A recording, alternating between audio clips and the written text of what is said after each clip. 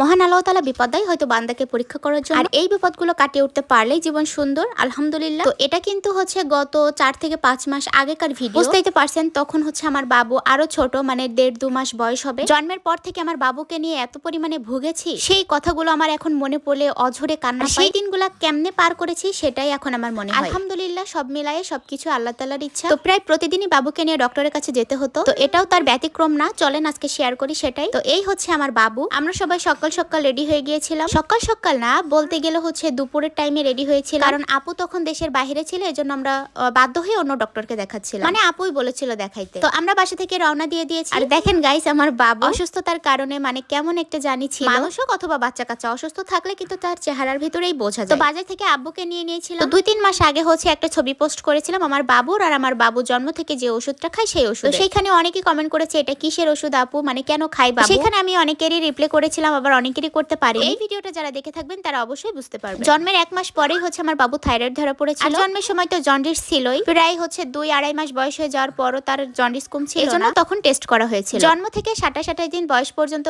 মানে যেতে না যেতেই কিন্তু জন্ডিস থাকলে কমে যায় বা সেরে যায়। বাট আমার বাবুর কিন্তু অনেক ধরনের পদ্ধতি অবলম্বন করা হয়েছে, বাট কোনোটাই কোনো কাজ হচ্ছিল না। তখন আর কি মনে সংশয় জেগেছিল, তারপরে ভাবলাম একটা টেস্ট করা যাক। তো টেস্ট করেই যেটা ধরা পড়লো সেটা হচ্ছে থাইরয়েড।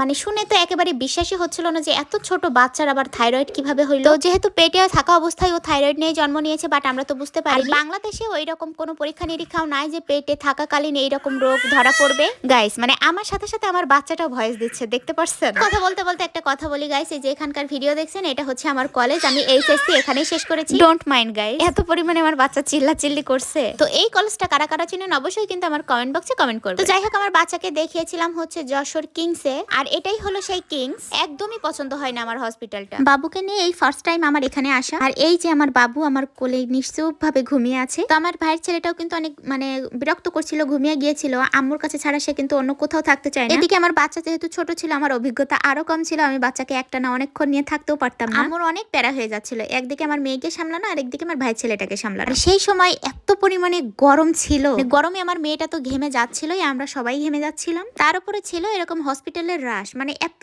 রাশ, পা দেওয়ার মতো জায়গাও ছিল। আমরা যেতে যেতে হচ্ছে আছর আজান দিয়ে দিয়েছিল, মানে বিকাল। এখন হচ্ছে অলমোস্ট রাত, তারপরও বেবিকে এখনো দেখাইতে পারি, যেহেতু বাসা থেকে আমরা আগে থেকে মানে সিরিয়াল করে রেখে দিয়েছিলাম। যেহেতু হাতের সময় ছিল, এই জন্য আম্মুর কাছে বেবিকে দিয়ে আমি আব্বু চলে গেলাম হচ্ছে বাবুর জন্য কিছু জিনিস কেনার জন্য। এখানে ফার্স্টে এসেছিলাম হচ্ছে ডায়পার নেওয়ার জন্য। বাবুকে যে ব্র্যান্ডে ডায়পার পরাই সেটা হচ্ছে ভাইয়াটা কোনো রকমই খুঁজে পাচ্ছিল না, শেষ পর্যন্ত ট্রাই করেছিল, বাট আমাকে দিতে পারেনি। দোকানদার হইলে হইতে হবে এইরকম ধৈর্যশীল।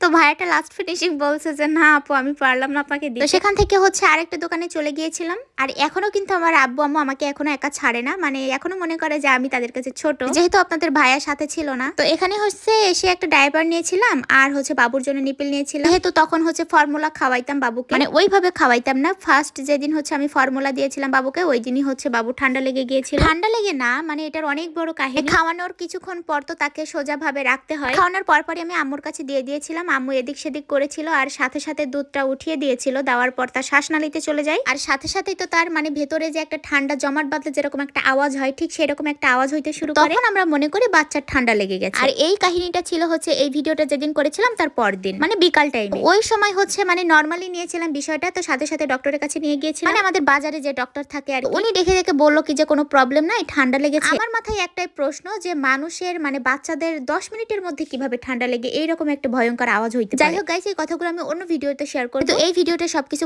বলা পসিবল না। ডক্টরকে দেখিয়েছি, বাবুকে দেখার পর বললো যে একটা টেস্ট করতে হবে। এদিকে হচ্ছে ব্লাড টেস্ট করতে এসেছিলাম। এইখানকার টেস্ট আমার একদমই পছন্দ না, মানে এই যে ঘরের দরজাটা দেওয়া দেখছেন এরকম ভেতর থেকে ওরা লক করে দেয়, সাথে যদি মা যায় তো মাই থাকবে আর অন্য কেউই যেতে পারবে না। আমি যেহেতু এইগুলা মানে এখন ওইভাবে সহ্য করতে পারি না, দেখতে পারি না, এজন্য আম্মুর কাছে দিয়েছিলাম। আম্মুর কাছে দিয়েও আমি একদমই শান্তিতে ছিলাম না, মানে আমার বুকের ভেতরটা কেমন জানি ধরপড় করছিল, অস্থির লাগছিল। ভেতরে আমার বাচ্চা কতটা কান্নাকাটি করছে, আর এই যন্ত্রণাটা একমাত্র মায়েরাই বুঝতে পারবে। আর এখানে হচ্ছে বসে বসে আমি আব্বু মানে সময় গুনছিলাম কখন শেষ হবে কখন শেষ হবে। এই দিন হচ্ছে আমরা ব্লাড টেস্ট করতে পারিনি, কারণ হচ্ছে বাবুর সেরাই খুঁজে পাইনি যে ডক্টরকে দিয়ে হচ্ছে মানে ব্লাডটা নিবে, সেই ডক্টরটা আজকে আসেনি। তো আম্মু বললো কি যে না আমি আজকে ব্লাড টেস্ট করবো না, যেহেতু অলরেডি কষ্ট পেয়ে গিয়েছে, ফুটিয়েছে, বাট রক্ত আনতে পারিনি, মানে ব্লাডটা আসেনি। এজন্য হচ্ছে আমরা গাড়িতে বাড়ির দিকে রওনা দিয়ে দিয়েছিলাম। এই বয়স থেকে যে আমার বাচ্চাটা এত পরিমাণে কষ্ট সহ্য করেছে, মানে হয়তো মানে আল্লাহরই এটা ইচ্ছা ছিল। সবকিছু কষ্ট ধকল মানে সহ্য করে এখন যে আমার বাচ্চা এই পর্যায়ে এসেছে, আলহামদুলিল্লাহ এখন সুস্থ আছে, আল্লাহর কাছে লাখো কোটি শুকরিয়া। এই ভিডিওটা যেদিন করেছিলাম তার পরের দিনই কিন্তু আমার বাচ্চাকে মানে ইমার্জেন্সি ভাবে এনআইসিইউতে ভর্তি করা হয়েছিল। 1 সপ্তাহ ছিল লাইফ সাপোর্টে। পরবর্তীতে কি কি হয়েছিল আপনারা যদি জানতে চান অবশ্যই কমেন্ট করবেন।